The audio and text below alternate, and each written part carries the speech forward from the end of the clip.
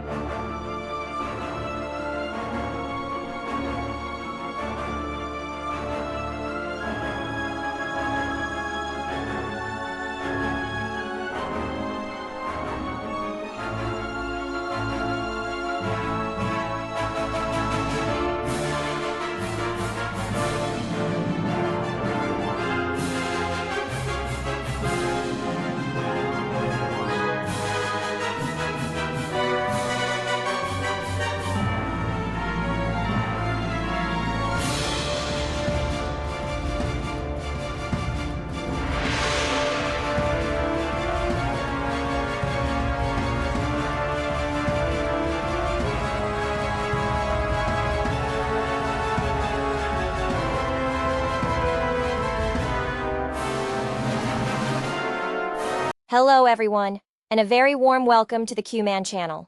If you enjoy our content, please consider subscribing to the channel and hitting that like button. Today, we are going to be discussing the 1997 film, Anaconda. The humid, oppressive air of the Amazon rainforest immediately sets a tone of suffocating isolation, a perfect backdrop for the journey of a documentary film crew.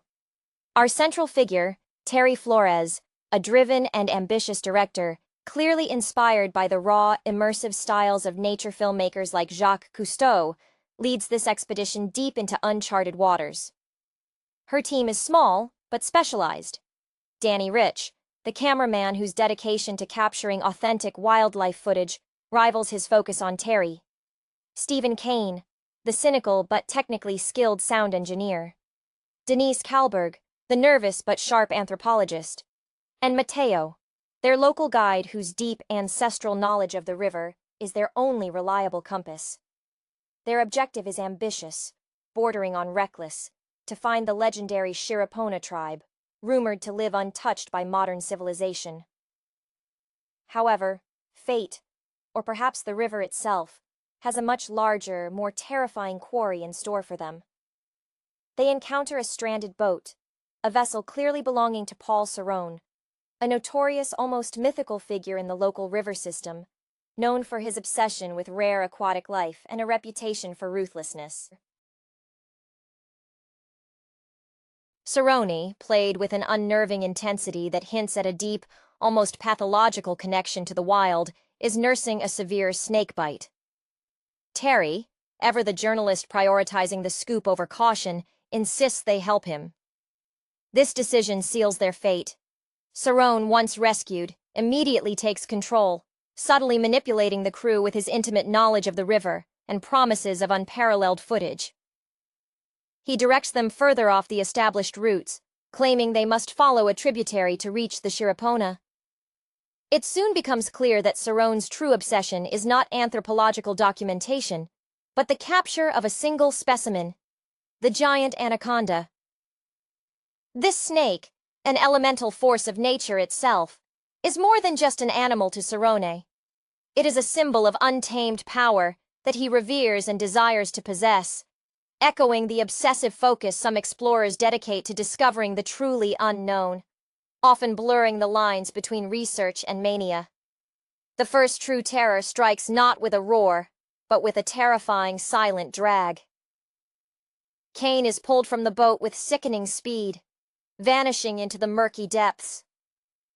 The subsequent attacks are brutal and swift, emphasizing the sheer indifferent power of their predator. As the crew dwindles, the claustrophobia of the jungle tightens, turning paranoia and suspicion inward. Danny, whose steady hands usually focus on the lens, now struggles to keep his composure as he documents their descent into chaos. Cerrone, far from being a victim, reveals himself to be the true antagonist.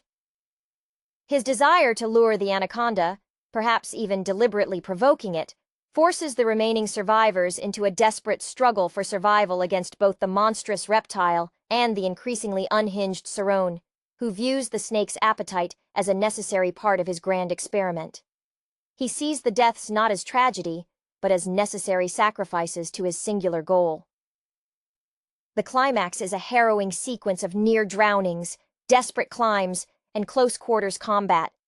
Terry, drawing on a deep reservoir of primal instinct that belies her urban directorial background, manages to turn the tables.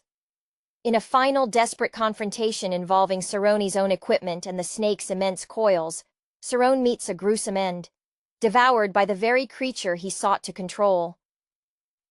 The final moments see Terry, Danny, and Denise battered but alive, signaling a passing boat, a fragile return to the world they left behind. The experience has irrevocably altered them. The ambition that drove Terry now carries the heavy weight of trauma. They have witnessed nature in its most overwhelming and terrifying form, a truth far more profound and terrifying than any carefully scripted documentary could ever capture. The jungle, having tested them to their absolute limits, finally releases its grip.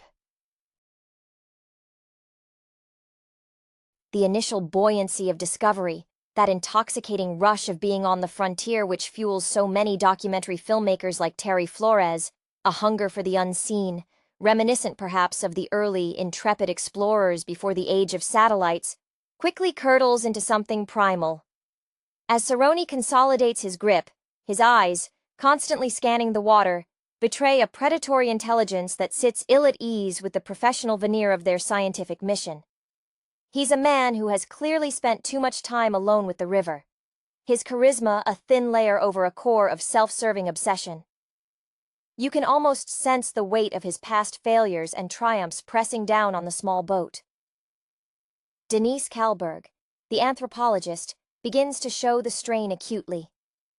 Her academic training, designed to observe and categorize human behavior from a safe distance, is useless against an indifferent, enormous reptile. Her nervousness transforms into outright terror, her meticulous notes forgotten as survival becomes the only available metric for reality. She embodies the fragility of the intellectual confronted by raw, untamed physical threat. When the first major attack occurs, the swift disappearance of Stephen Kane, it is the violation of sound that lingers. Kane, the engineer who prided himself on controlling the audio landscape, is silenced instantly, his absence a gaping hole in their environment. The river absorbs the violence without reflection, making the crew question the very reliability of their senses. Danny Rich, whose camera work usually sought clarity and perfect framing, becomes increasingly frantic. His movements behind the lens grow jerky. The image he captures is less about documentation and more about screaming evidence. He is wrestling not just with the snake, but with the moral imperative of filming a death he is powerless to stop. Cerrone, meanwhile, sinks deeper into his role as an unintentional puppet master, his injuries serving only to heighten his perceived authority in the eyes of the feverish, exhausted crew. He doesn't lead them to the Shirapona.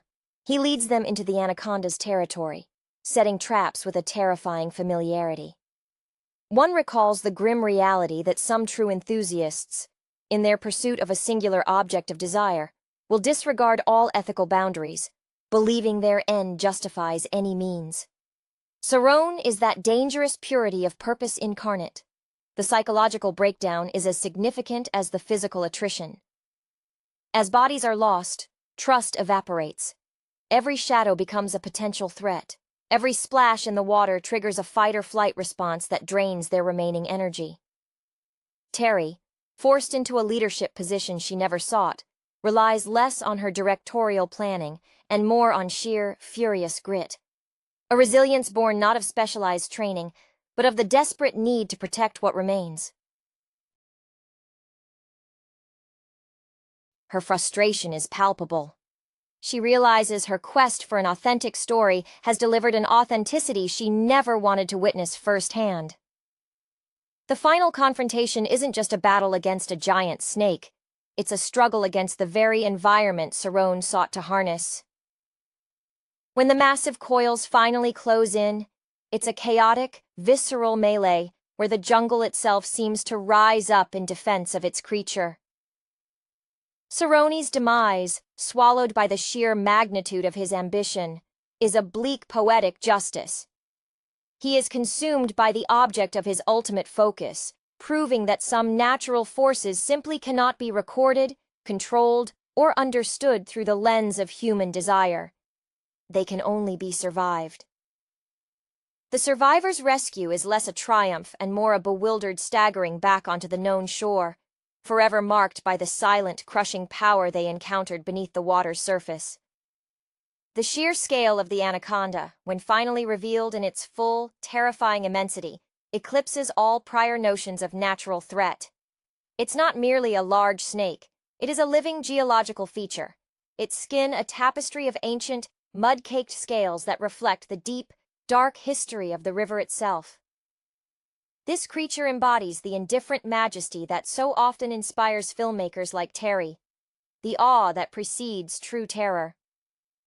When the snake moves, the water doesn't ripple so much as it is displaced, a slow, muscular advance that speaks of unbelievable tensile strength.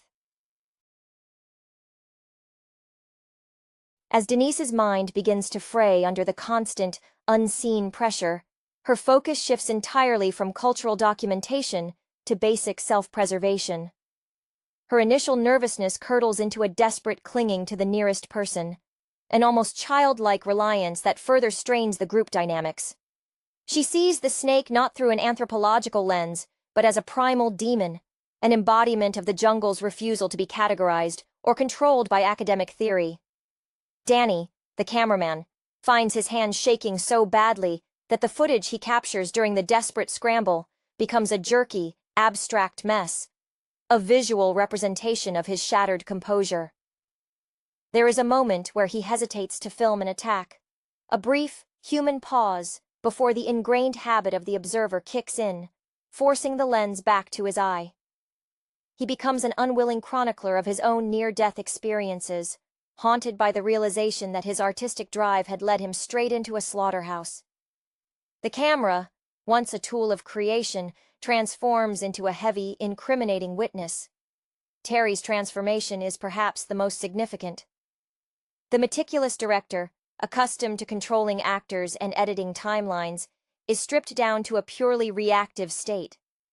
Her anger toward Zahn is not just survival instinct, it's rage against the arrogance of any human who believes they can tame or even fully understand such primeval forces. When she fights back, it's not with a carefully planned maneuver, but with a sudden visceral surge of defiance, utilizing the few crude tools left. A flare, a knife, pure adrenaline, proving that the will to live can override any level of professional training or previous civilized constraints. The aftermath of Zahn's horrific end is strangely quiet. The massive Anaconda, having asserted its domain, sinks back into the black water, leaving behind only the disturbed current and the smell of mud and fear. The silence that follows its departure is deafening, heavier than the noise of the struggle. For Terry, Danny, and Denise, the rescue boat appears not as a salvation, but as a jarring interruption to a state of being that had finally, brutally, become their reality. They climb aboard not victorious, but hollowed out, carrying the weight of the jungle's indifference within them, a truth too large and too silent to ever be fully communicated through any screen or lens. The return journey, once the immediate physical threat had receded, became a study in shared trauma and shattered perspectives. The small rescue vessel, cutting cleanly through the water that had just been a suffocating living entity, felt alien and fragile. Terry, usually vibrant and articulate, sat staring at the muddy swirl left by their passage, unable to articulate the footage she now held in her memory, footage that made any previous documentary work seem like a pale manufactured fiction. The ambition that once burned so brightly within her had been banked, replaced by a cold, deep-seated caution. She understood now that true immersion didn't always lead to truth. Sometimes it led only to annihilation. Danny, the cameraman, handled his equipment with a new reverence mixed with revulsion. The camera, which he had treated as an extension of his own eye, now felt like a leaden burden, a device that had captured the horrific truth but failed spectacularly to protect them from it.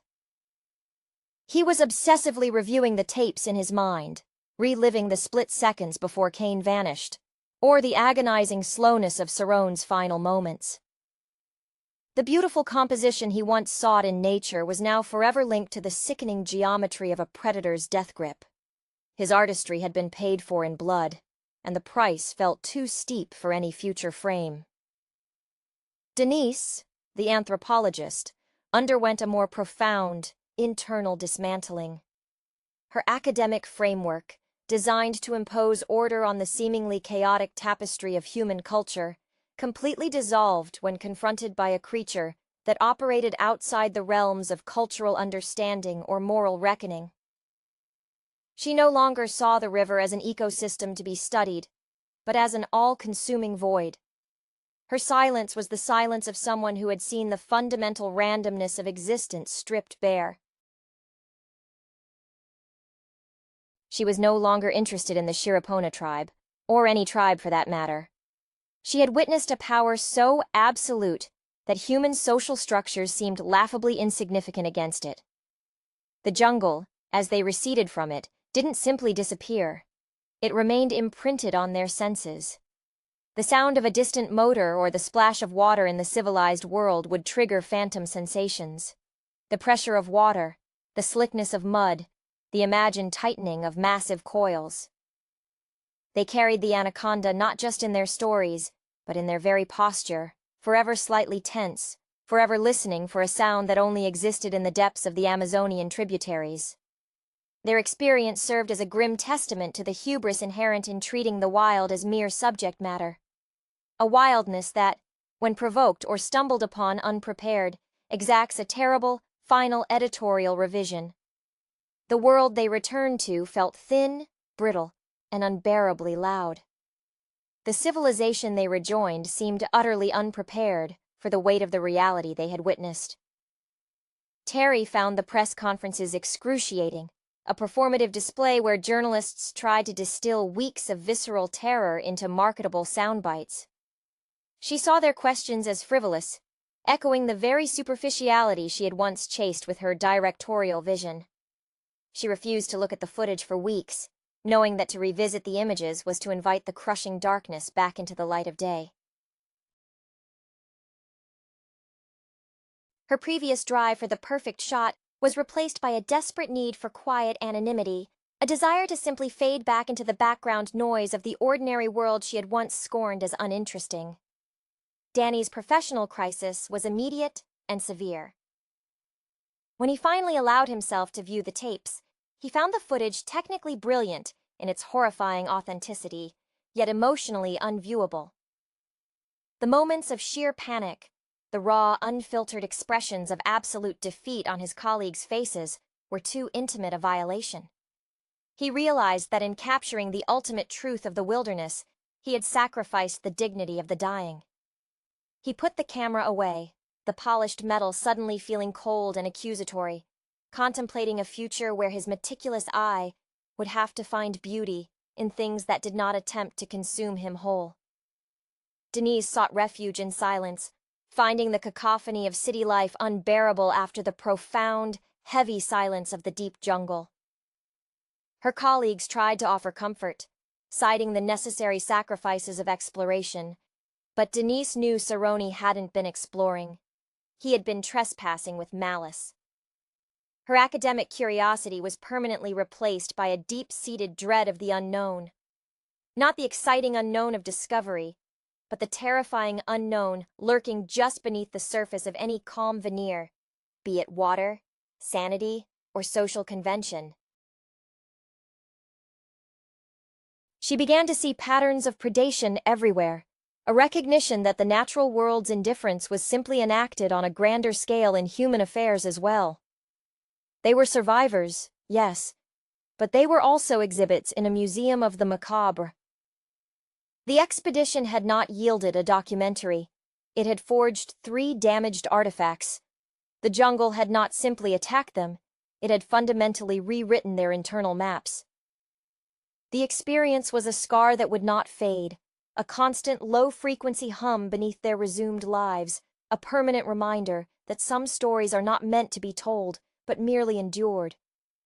They had gone in search of the legendary, and found a primal power that rendered all human legend-making small and absurd.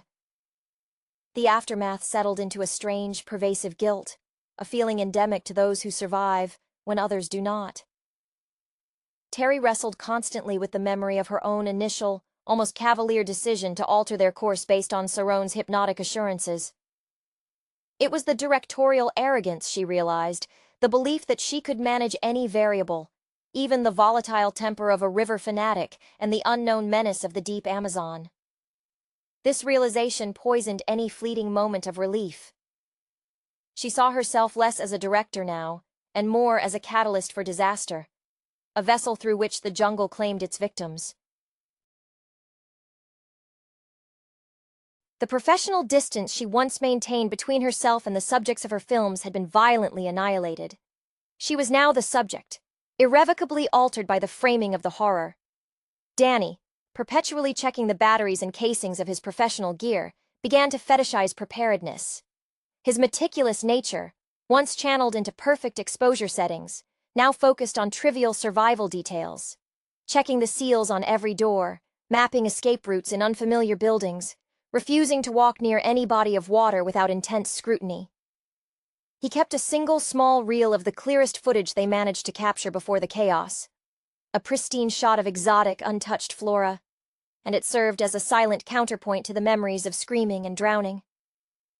He realized that the most profound truths he filmed were those that actively destroyed the person filming them. He began dreaming not of fame or recognition, but simply of silence, of a place where the water was still and the only sound was his own steady breathing, uninterrupted by the sickening crunch of bone or the hiss of a predator. For Denise, the transition back to academia was agonizingly slow. When she attempted to discuss the experience in strictly empirical terms, the words sounded hollow, ridiculous even to her own ears. How could one quantify the sheer, overwhelming presence of that ancient reptile? It defied the neat boxes of anthropology.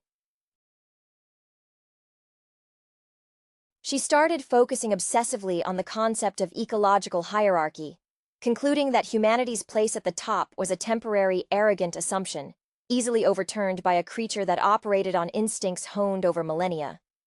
She found herself seeking out the most mundane routines, clinging to the repetitive motions of daily life as a way to rebuild a sense of predictable order that the jungle had violently demolished. The fear manifested as an inability to sleep in darkness, needing the flat, unwavering glow of electric light to ward off the return of the smothering green blackness where the Anaconda waited. They were bound together, the 3 survivors, not by affection or shared success, but by the shared, unbearable secret of what the Amazon truly demanded of those who trespassed upon its deepest heart. The long silence they shared became the loudest narrative thread of their lives post-expedition.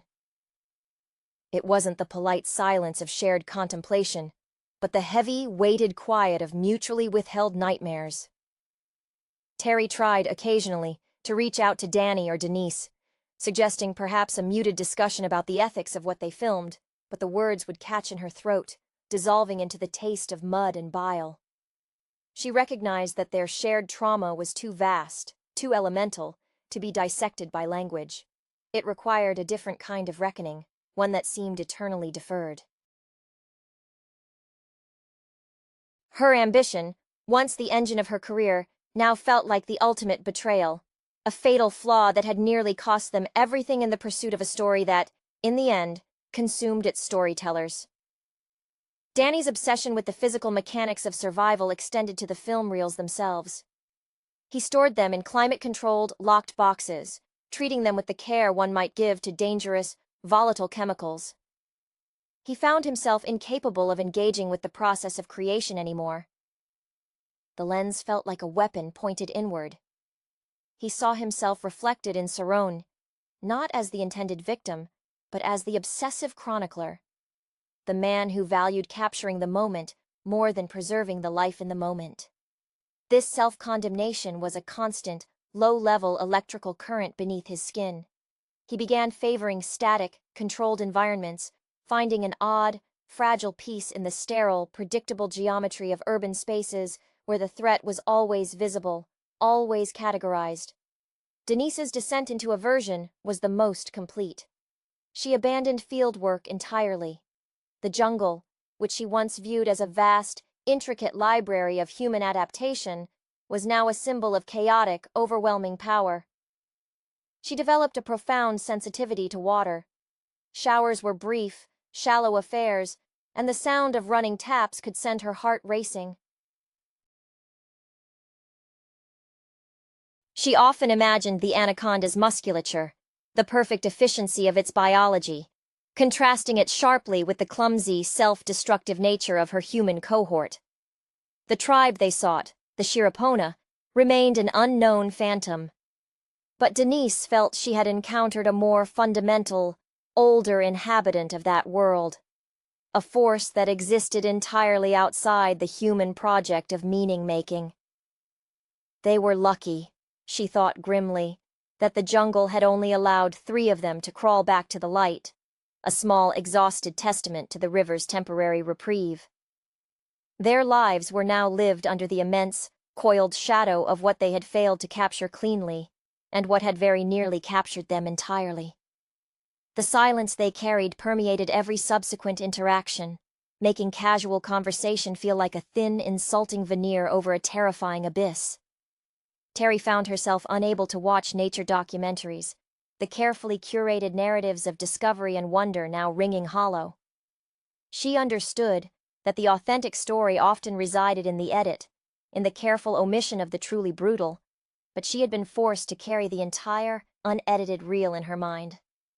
Her directorial touch, once sharp and commanding, became hesitant, tainted by the knowledge that true control was an illusion the jungle had violently dispelled.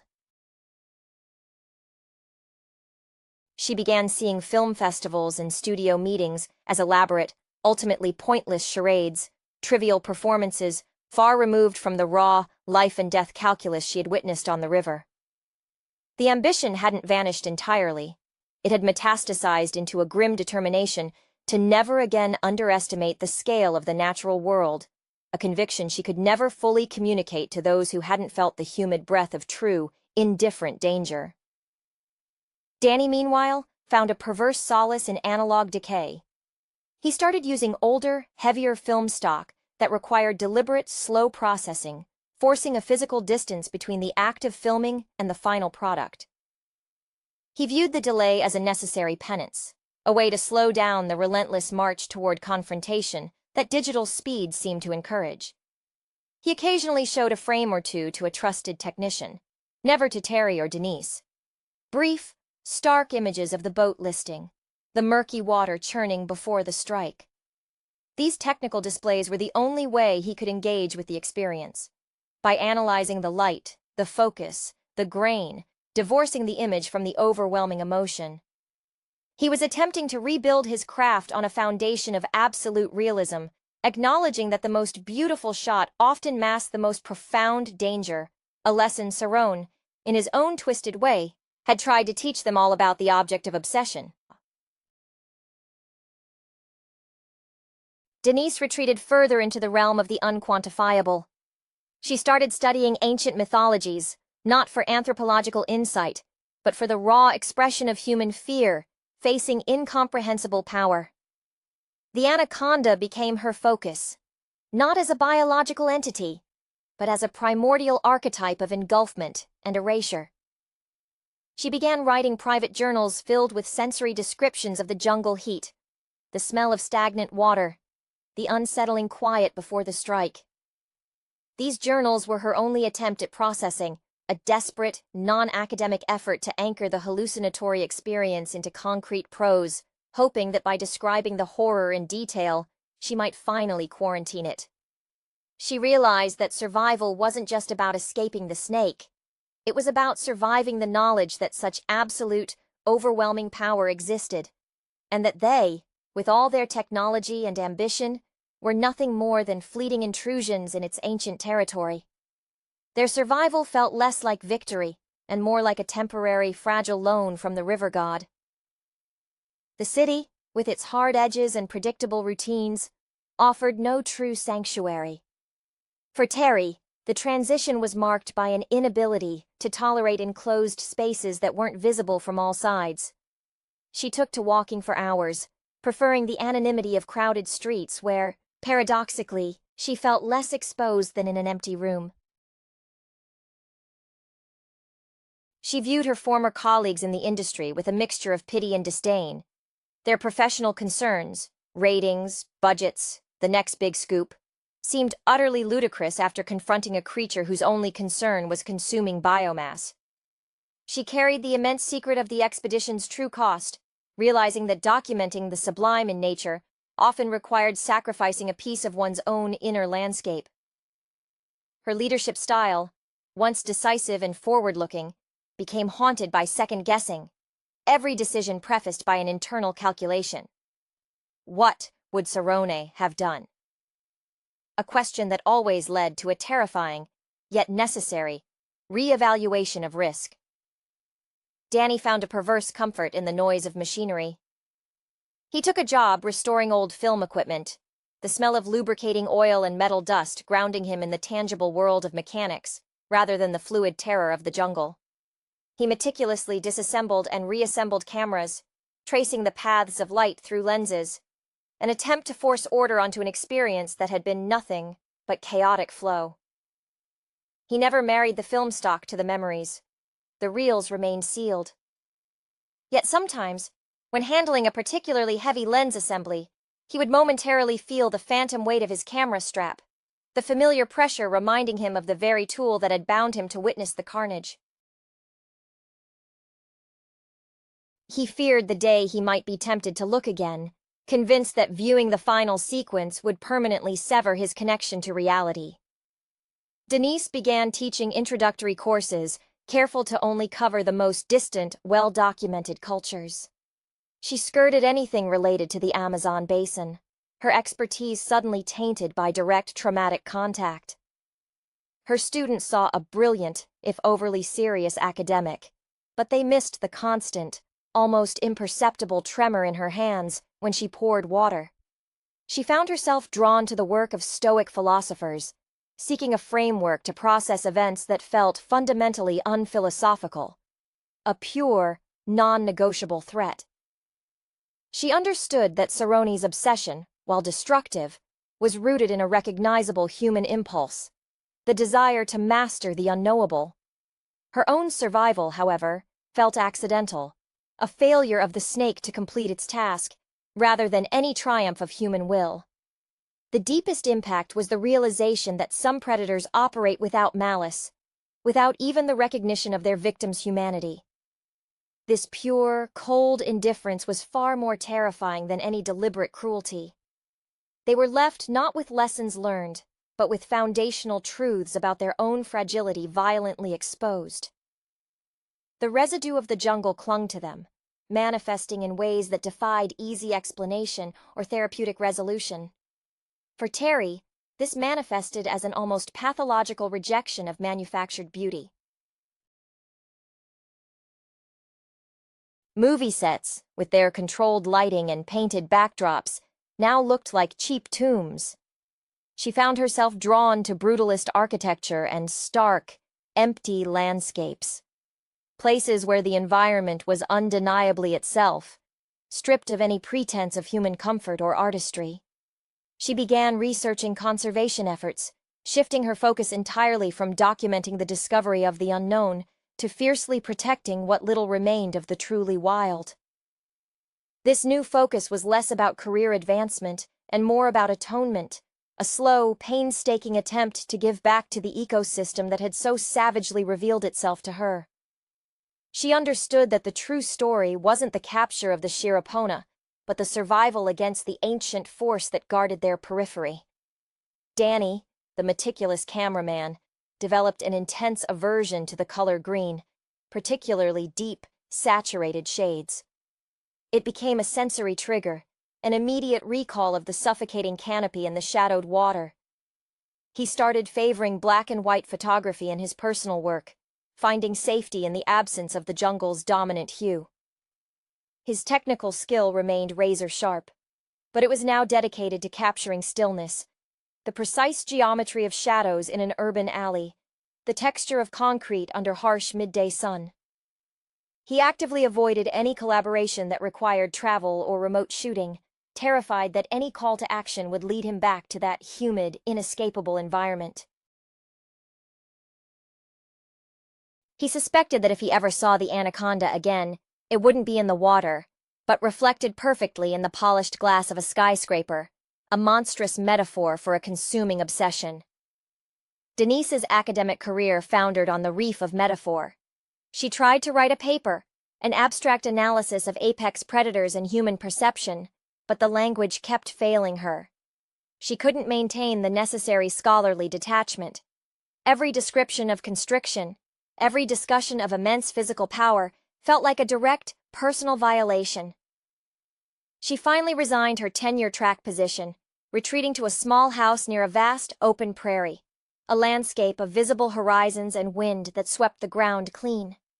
She found a strange, fragile peace in the flatness, where nothing could hide in depth. Her final, silent understanding was that Cerrone hadn't been a failed explorer, he had been a flawed worshipper. And in the face of true, indifferent divinity, the Anaconda, all human systems, whether scientific, artistic, or societal, proved to be utterly irrelevant. They had returned not as successful adventurers, but as broken priests who had witnessed a god too terrible to name. The shared aftermath evolved into a kind of silent pact, an unspoken agreement that the full truth of their encounter was too corrosive to expose to the scrutiny of the outside world.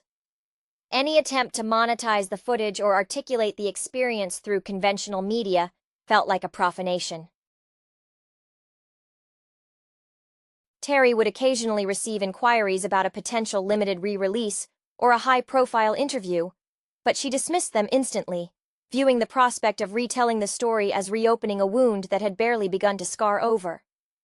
Her new conservation work was fiercely private, fueled by a need for tangible contribution rather than public acclaim, a quiet penance paid in the currency of environmental advocacy.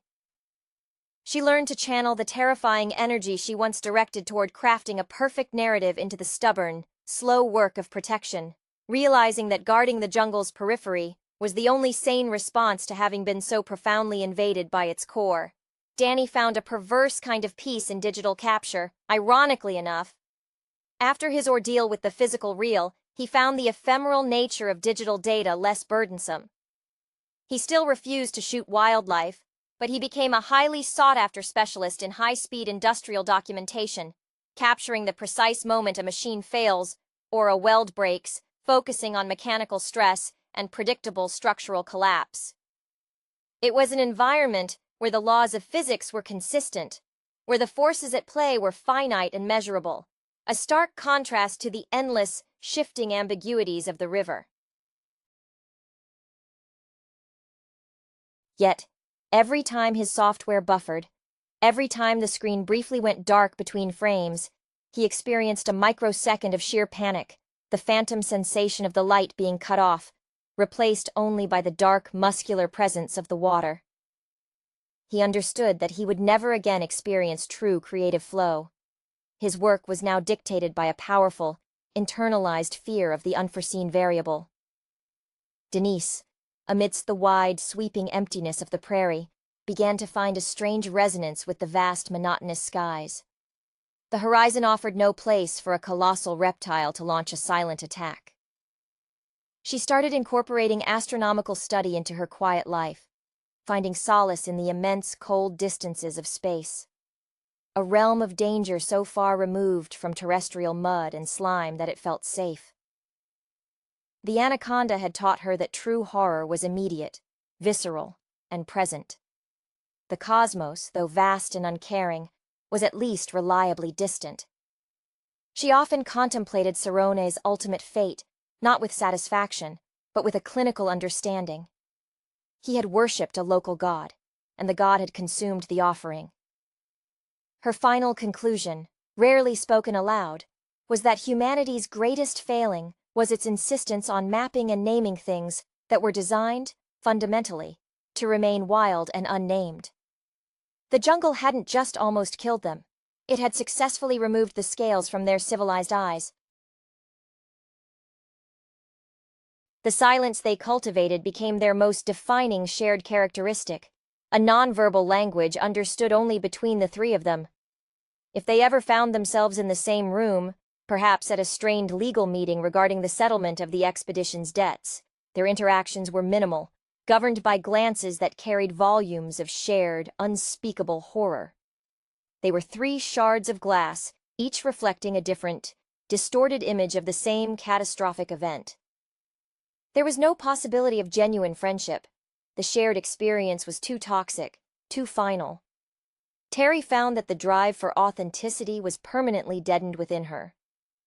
She started producing small, profoundly abstract films, short bursts of highly saturated color against absolute black or slow-motion footage of industrial smoke dissolving in the air. Pieces that contained no narrative, no identifiable threat, and certainly no narrative arc of adventure. Her former colleagues called it her post-traumatic minimalism, but to Terry, it was simply the only visual language left that didn't lie about the nature of reality. She often thought of Sarone's final, desperate scramble, recognizing that his obsession had been merely an inverted mirror of her own directorial hunger. Both sought to possess the subject, one through control, the other through documentation. The jungle had exposed the vanity in both pursuits. Danny, in his mechanical workshop, began assembling small, inert dioramas using old camera parts, sand, and meticulously sourced, dull-colored pebbles. These were dioramas of stillness. No water, no movement, just angular stillness designed to soothe his hyper-alert nervous system. He kept his workshop immaculately clean, terrified of any accumulation of dust or detritus that might suggest the slow, patient encroachment of the wild. One evening, a persistent fly buzzed irritatingly near his workbench. Instead of swatting it, Danny froze, his breath catching.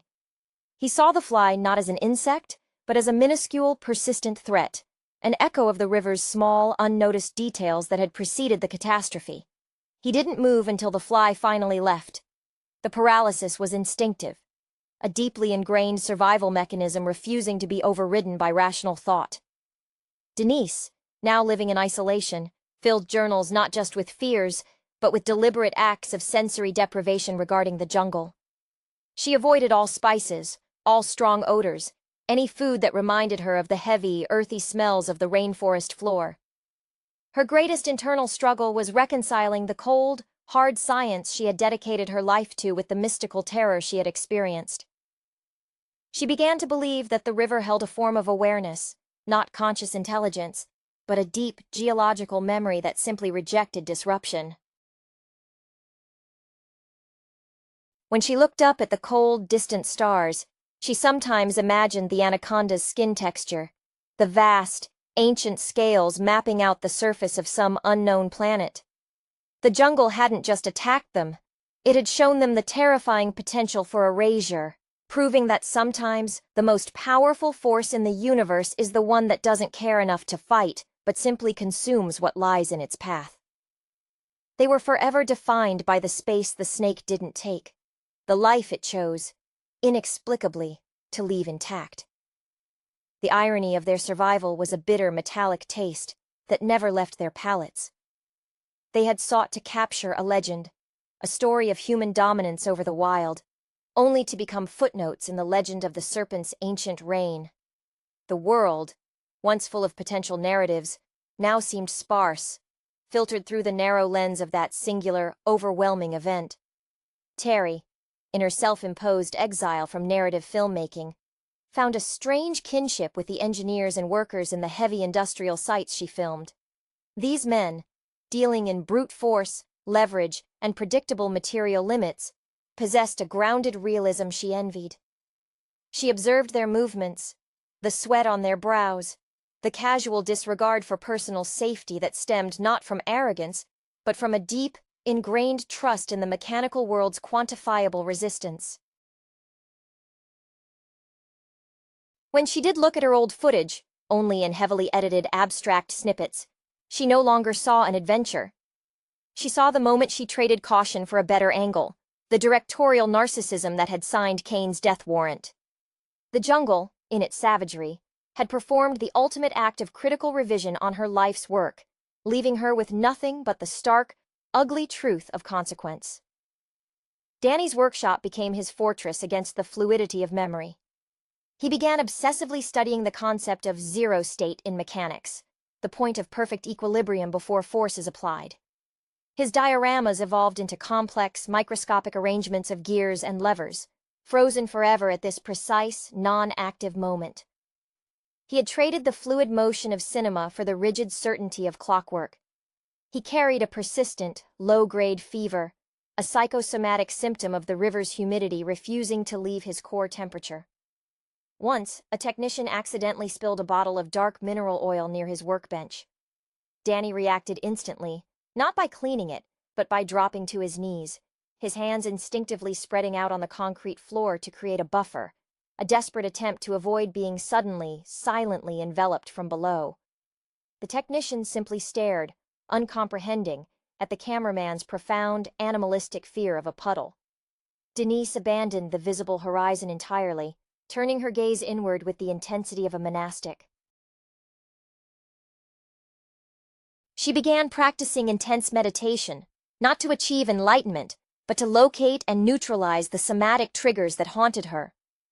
She tried to map the feeling of being constricted, the pressure on the lungs, the sudden darkness, and categorize it within her own body, hoping to excise it like a diseased organ. She realized the Anaconda was the ultimate expression of being present, an entity that existed entirely in the immediate moment, without past regrets or future ambitions. This radical present-tense existence was antithetical to human consciousness. She had witnessed power stripped of ideology, purpose, or even hunger, just the pure, inexorable function of its own being. When she looked at people now, she saw only the precariousness of their biological forms, the thin layer of skin and bone separating them from the indifferent forces of entropy. They were all, she concluded, waiting for the coil to tighten, whether it came from a snake, a failing heart, or the simple, relentless march of time. The expedition had not just ended. It had initiated their slow, mutual decay in the face of a reality too immense to process. The 1997 film Anaconda presents a surprisingly rich, if somewhat pulpy, examination of human hubris, confronting untamed nature, draped in the familiar trappings of a monster movie. Its lasting appeal lies less in groundbreaking cinema and more in its successful distillation of classic adventure tropes, fueled by a cast grappling with their own ambitions and professional shadows. Jennifer Lopez, as Terry Flores, anchors the narrative. At this stage in her career, fresh from her breakout roles in features like Selena and Jack, she embodies the driven, slightly naive documentary filmmaker. Her desire to capture the definitive, intimate portrait of the legendary green anaconda is the engine driving the expedition upriver, mirroring the real-life scientific or journalistic quest for the ultimate scoop, the footage that validates years of effort. Her ambition is pitted directly against the pragmatism of the expedition's guide, Paul Cerrone, played with unsettling intensity by Jon Voight. Voight's Cerrone is the film's most fascinating and perhaps most underdeveloped element. He is not merely a local guide, he is a man consumed by a specific, almost religious obsession with this massive predator. His backstory, hinting at a personal connection to the jungle and a twisted sense of stewardship over the creature, adds a layer of villainy that transcends simple greed. Cerrone represents the dangers of singular focus, the professional zealot whose desire to protect his subject morphs into a brutal need to control the human element surrounding it. This dynamic immediately establishes a tension between the documented reality, Terry's camera, and the dictated reality, Cerrone's gun. The supporting cast fills out the necessary archetypes of an ill-fated jungle venture. Ice Cube, as Danny Rich, the sound man, offers a grounded counterpoint to Terry's artistic fervor, constantly concerned with the practicalities of survival and recording fidelity. His reluctance to fully commit to Cerrone's increasingly erratic leadership foreshadows the rising body count. Similarly, the presence of documentary veteran Bill Patterson as Dr. Stephen Cale, the herpetologist whose established academic credentials lend initial credibility to the expedition, provides a necessary contrast to the wilder elements of the jungle. Cale's eventual fate underscores the film's central thesis. No amount of prior study can truly prepare one for the raw, indifferent power of apex predation in its native habitat. The actual depiction of the anaconda itself is a product of its time, a mix of animatronics and nascent computer-generated imagery. While perhaps clunky by contemporary standards, the creature functions effectively as a monstrous force of nature. Its scale is frequently emphasized, not just through visual size, but through the disruption it causes to the boat and the environment. The film cleverly uses the claustrophobia of the river setting, the dense canopy, the narrow waterways, to amplify the snake's omnipresence. It is everywhere and nowhere, a constant, unseen threat until the moment of impact. The narrative structure leans heavily on escalating peril, moving from tense cat-and-mouse sequences, such as the initial attack on the boat, to full-blown siege scenarios. This allows the film to engage in classic genre payoffs, the sudden reversal of fortune, the betrayal, and the final, desperate stand. The climax, set near the anaconda's nest, attempts to blend the visceral action with the intellectual pursuit, symbolized by Terry desperately trying to film the monster even as she fights for her life. Ultimately, Anaconda succeeds as a piece of escapist cinema by presenting a clear moral boundary, the line between respectful observation and exploitative interference. Cerrone crosses that line completely, becoming consumed by his monstrous guardian. The surviving members, particularly Terry, manage to fight their way back to a tenuous form of survival, largely by abandoning the pursuit of the perfect shot and focusing purely on defense. The film suggests that while ambition drives exploration, arrogance invites annihilation, especially when one presumes to understand or control the wilder, more ancient inhabitants of the world.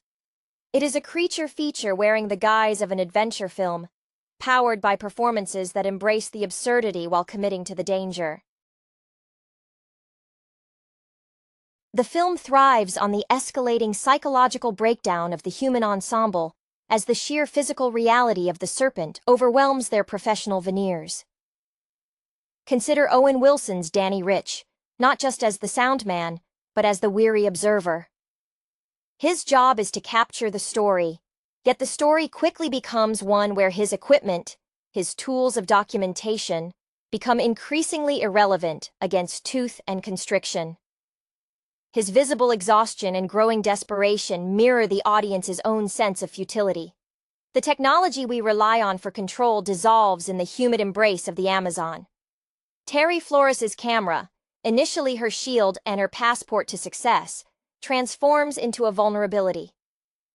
For a director whose previous work sought to elevate human stories, as Lopez's real-life career was then moving toward increasingly glamorous, high-profile narratives, the Anaconda serves as a brutal leveling agent.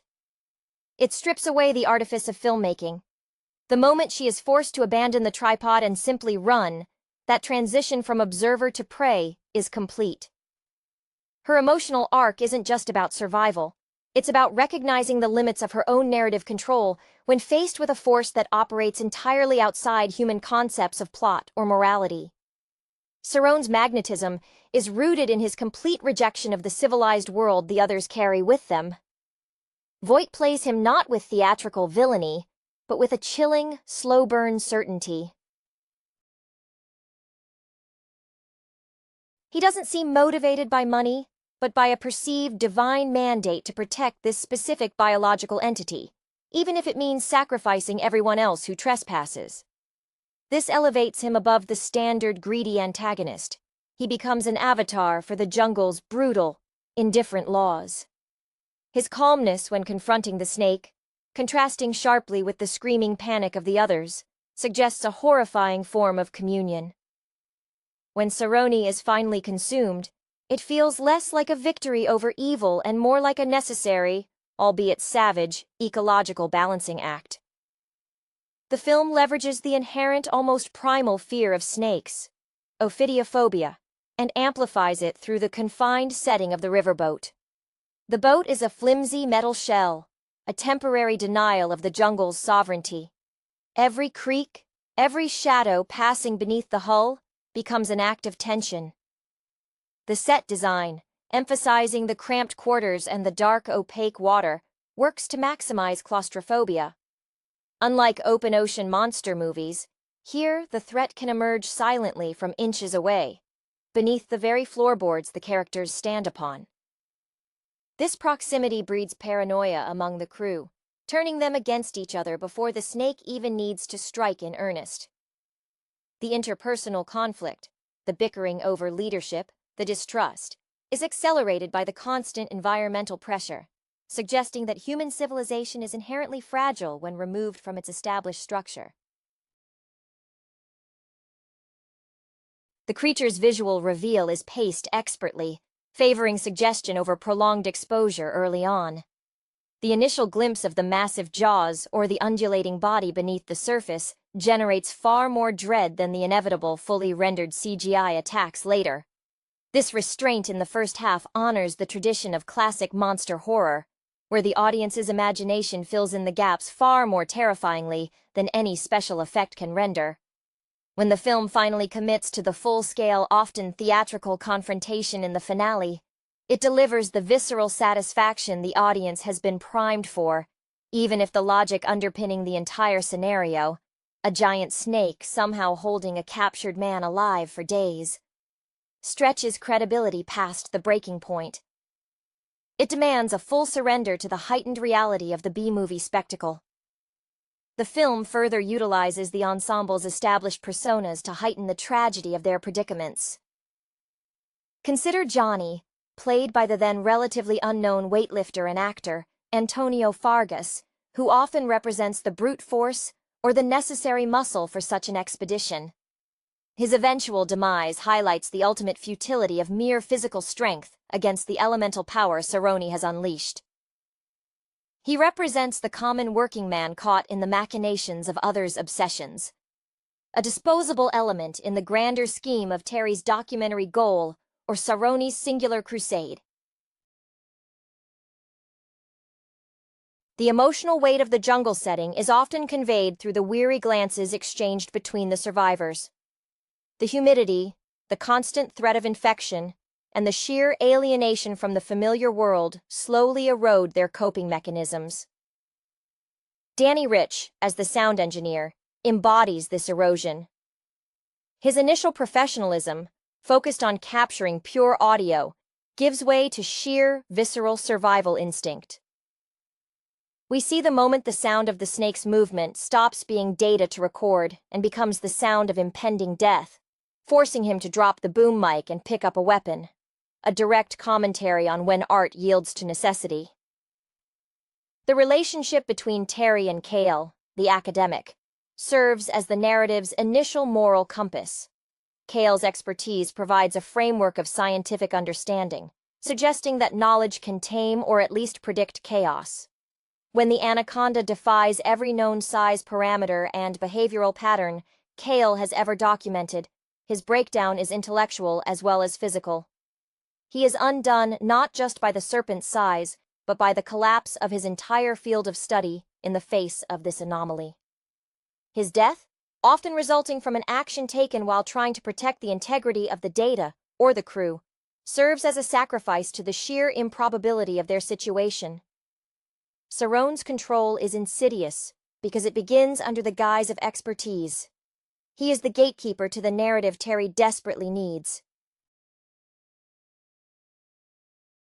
This manipulation plays directly into the anxieties surrounding collaboration in high-stakes ventures. Who truly holds the authority when expertise is split between academic background and lived local knowledge?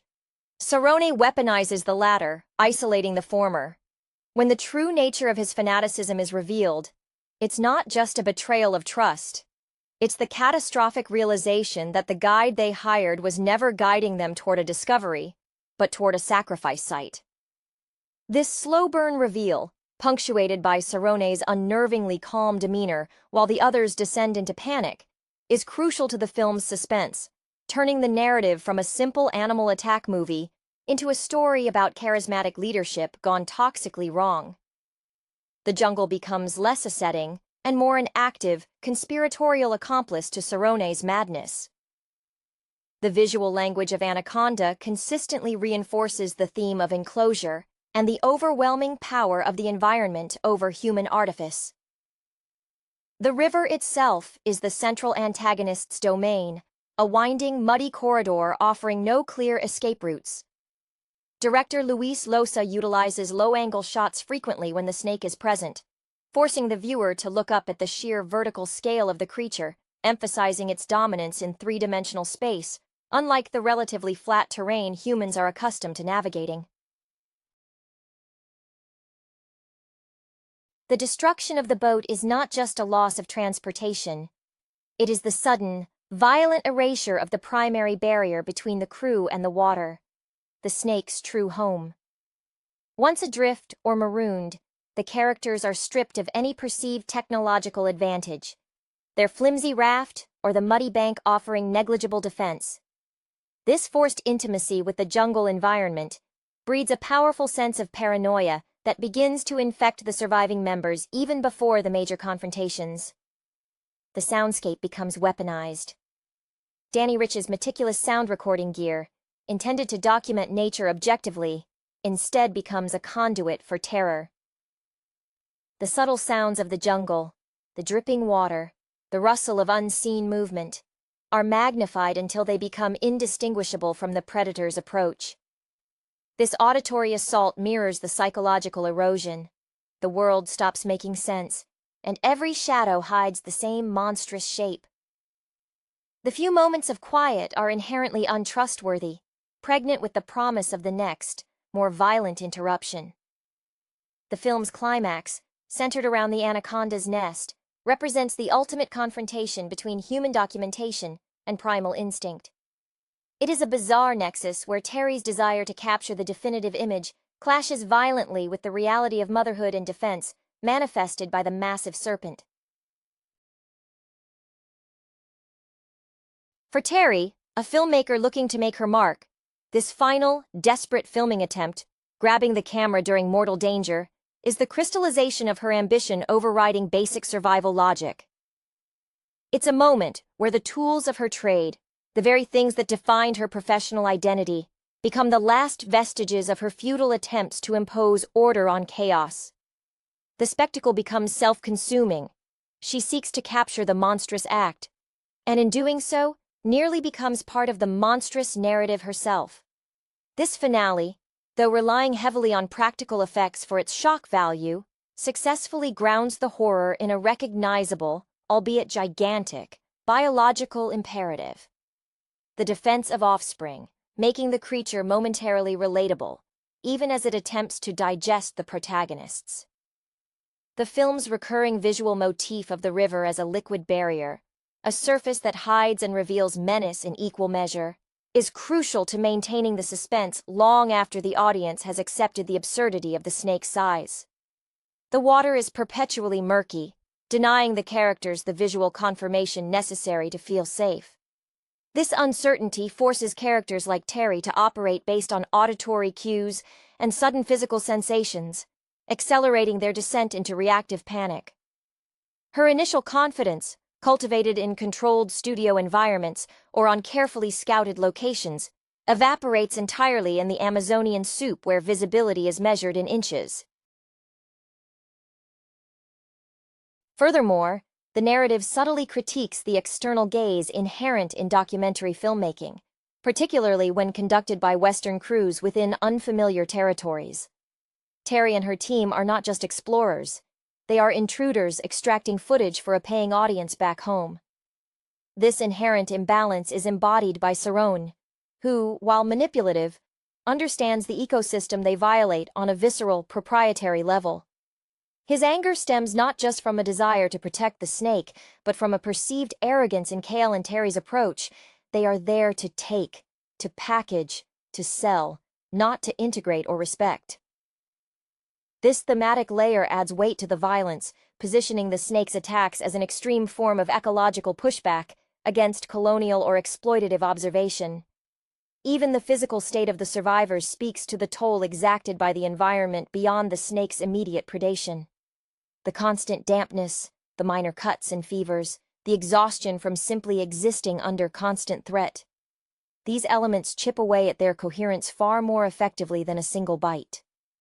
Danny Rich's transition from meticulously managing audio levels to simply clinging to debris illustrates the rapid regression to base survival instincts. The loss of professionalism is tangible. The expensive recording equipment is jettisoned or ruined, symbolizing the failure of human technological advancement to secure dominion over primordial forces. When the characters are finally forced into the final confrontation, they are already broken, muddy, and desperate, making their eventual triumph feel less like a heroic victory and more like a panicked, near-accidental escape from oblivion. The film ensures that even in victory, the survivors are fundamentally scarred, having stared too long into the indifferent maw of the wild. The final act's confrontation, particularly the submerged struggle involving Lopez's character, relies heavily on a desperate reappropriation of tools. Terry, having abandoned the detached role of documentarian, must now use the remnants of her expedition's supplies, a flare gun, perhaps a piece of submerged wreckage, as weapons of absolute last resort. This shift is crucial. The camera is momentarily forgotten, replaced by the immediate messy business of self-preservation. Her survival hinges not on insight or superior planning, which Saroni had preempted, but on raw, unthinking reaction, mirroring the very instinctual nature she sought to observe. The sequence where the snake ingests a character whole, only for that individual to later escape or be rescued, serves a dual purpose. Aesthetically, it's a gruesome spectacle designed for maximum visceral impact, capitalizing on the deep-seated human anxiety about being consumed alive. Thematically, however, it emphasizes the sheer resilience and improbable luck required to survive Saroni's constructed kill zone. It suggests that the jungle demands a complete physical violation before it might possibly relinquish its victim. A trial by digestion that no amount of preparation could account for. Even the film's resolution, which sees the protagonist escape the river, feels less triumphant and more like a temporary reprieve. The survivors are traumatized, their expedition utterly destroyed, their objective failed. They have not mastered nature. They have merely irritated it enough to be allowed to leave. This lingering sense of dread is what allows Anaconda to resonate slightly beyond the typical schlock monster fare. The unspoken understanding upon their return to civilization is that the knowledge they gained, the sheer terror of the unknown, is not easily packaged into a neat documentary segment. It is a secret they carry, a testament to the fact that some parts of the world remain stubbornly, lethally outside the frame of human understanding. The final, echoing image is of the untamed environment swallowing the evidence of the conflict, waiting patiently for the next ambitious intrusion. The persistent, low-frequency rumbling that underscores much of the film acts as an auditory metaphor for Saron's hidden agenda, a deep, constant vibration beneath the surface of civility. This sound design choice deliberately undermines any sense of security, suggesting that the ground, or in this case the water, is never truly solid beneath the human endeavor. It's the sound of the earth breathing, indifferent to the film crew's schedule or objectives. When the snake attacks, the physical manifestation of this threat is often too massive to be fully captured, leading to moments where the camera's focus racks wildly, mimicking the disorientation of the characters themselves. The characters who attempt to maintain intellectual distance, like Kale, are metaphorically destroyed by their inability to adapt their academic models. Kale's scientific approach represents the hubris of categorization. He believes that by naming and studying the creature, he can control it. When the Anaconda proves to be an aberration, a statistical impossibility elevated to monstrous reality, his framework collapses. His final desperate acts are attempts to impose scientific order, perhaps trying to measure it even as it strikes, highlighting the chasm between textbook knowledge and lived, lethal reality. Conversely, the supporting characters who possess less intellectual pretense often meet abrupt, brutal ends that serve as stark warnings against misplaced trust. Their fear is cleaner, less complicated by professional obligation, than Terry's or Kale's. They simply understand they are prey, yet their brute strength or practical skills prove useless against the snake's biological engineering for silent ambush and constriction. They are casualties of Cerrone's twisted mentorship, sacrificed to maintain the secrecy and purity of his relationship with the predator.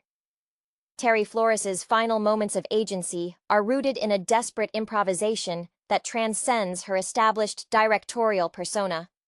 Having spent the film seeking the perfect shot, her ultimate success, survival, is achieved by abandoning the frame entirely and embracing chaos.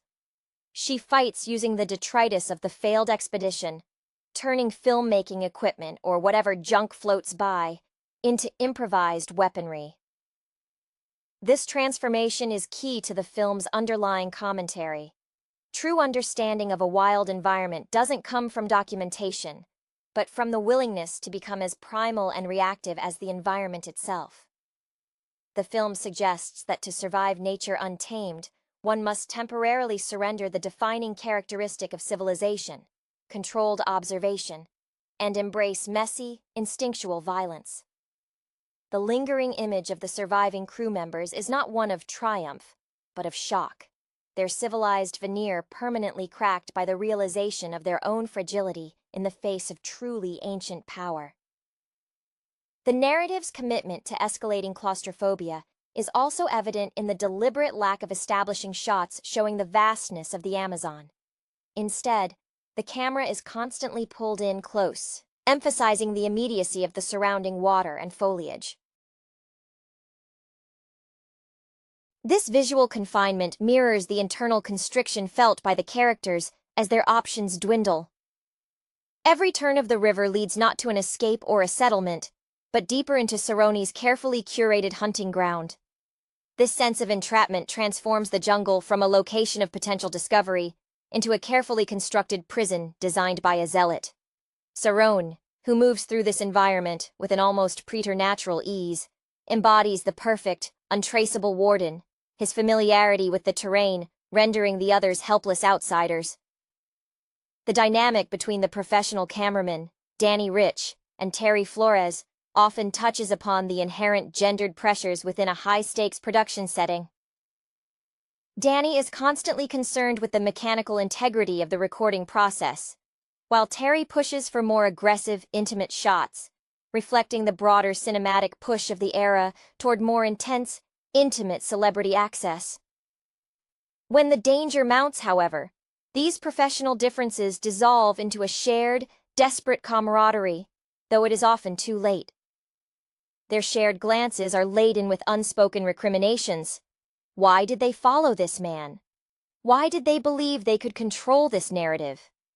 These nonverbal exchanges speak volumes about the cost of ambition when it outpaces due diligence, a recurring theme in narratives where experts clash with the unknown. The moments where the snake is visible but not actively attacking are often the most psychologically taxing. The slow, deliberate coils seen briefly beneath the surface or the massive shadow passing over the boat function as constant reminders of an intelligence, or at least a biological drive, that operates on a timescale entirely separate from human urgency. This patience in the predator forces unnatural slowness upon the prey, inducing a state of hypervigilance that is inherently exhausting. The audience feels the psychological drain alongside the characters, recognizing that the serpent is playing a long game of attrition, exploiting human impatience and fear, whereas the humans must rely on sporadic bursts of desperate action. The film masterfully exploits this temporal disparity between the eternal patience of nature and the fleeting, panicked lifespans of its intruders. The element of betrayal, personified entirely by Cerrone, introduces a layer of calculated malice that separates Anaconda from simpler creature features where the beast acts purely on instinct. Cerrone's actions are premeditated. He needs the boat intact long enough to reach his chosen hunting spot, and he needs the crew alive long enough to act as bait, or, later, as necessary sacrifices to secure his isolation with the great snake. This calculated cruelty strips the narrative of any illusion of accidental misfortune. Every peril faced by the expedition is traceable back to a deliberate human choice, amplifying the tragedy when the professional crew, Terry, Danny, and Cale, realize they have been co-opted into a ritualistic sacrifice orchestrated by a man whose madness masquerades as profound respect for the wild. Voight's chillingly measured delivery ensures that Cerrone remains a figure of intellectual menace, not just primal threat. He judges his victims not by their usefulness in escape, but by their perceived disrespect for his domain, making his retribution feel chillingly personal despite the creature's overwhelming involvement. The sheer physical presence of the Anaconda forces moments of profound character vulnerability that transcend typical horror beats. When the snake wraps around a character, the film slows down to emphasize the physical impossibility of escape, the sheer pressure that cracks bone and crushes air from lungs. This is where the career ambitions of the actors briefly feel irrelevant. All that matters is the biological immediacy of suffocation. For Jennifer Lopez, whose star was rapidly ascending toward Hollywood royalty, being portrayed in such extreme physical peril, choked, dragged, and fighting in the mud, serves as a grounding mechanism, forcing her portrayal into rawer, less polished emotional territory than her burgeoning leading lady status might typically allow. Her performance is at its most effective when she abandons dialogue and relies purely on frantic, desperate gesticulation against the overwhelming size of her antagonist. The film's climax, involving the rescue from within the snake, is a spectacle of grotesque rebirth, a literal spitting out of the unwanted elements. This moment, while cartoonishly unbelievable, functions thematically as a rejection by the ecosystem Cerrone attempted to wed himself to. The snake doesn't care about Cerrone's devotion. It only consumes what falls into its immediate sphere of hunger or threat. Cerrone's death, being devoured while attempting to commune with or control the beast, is the ultimate poetic justice for his arrogance, proving that one cannot selectively adopt the power of the wild without accepting its total indifference to human constructs like loyalty or obsession. The survivors emerge physically damaged, but their professional identities are shattered, having witnessed the utter failure of science, technology, and directorial ambition in the face of pure, untamed biological imperative. They return marked by the primal reality that cannot be filmed effectively, only survived narrowly. The recurring motif of water pollution and the degradation of the natural environment subtly frames the expedition's plight, suggesting that the monstrous nature of the Anaconda is perhaps a reflection or exaggeration of the damage humans inflict upon the world. Although never overtly stated as an ecological fable, the murky, oil-tinged water the boat navigates feels less like pristine wilderness and more like a compromised ecosystem already under duress. This setting suggests that the very act of imposing a high-tech documentary mission into this remote area is inherently disruptive, contributing to the instability that unleashes the beast. The characters aren't just conquering the unknown. They are invading a place already scarred, and the snake acts as a hyperpotent immune response. The practical effects used for the creature often feature its highly textured, earthy skin, rooting it firmly in the mud and decay of the riverbed. This visual language contrasts sharply with the polished, modern equipment carried by the crew: the sound recorders, the high-definition cameras, the satellite phone that fails when most needed. This juxtaposition highlights a fundamental incompatibility. The crew attempts to impose sleek, manufactured order upon a domain defined by ancient, messy organic processes.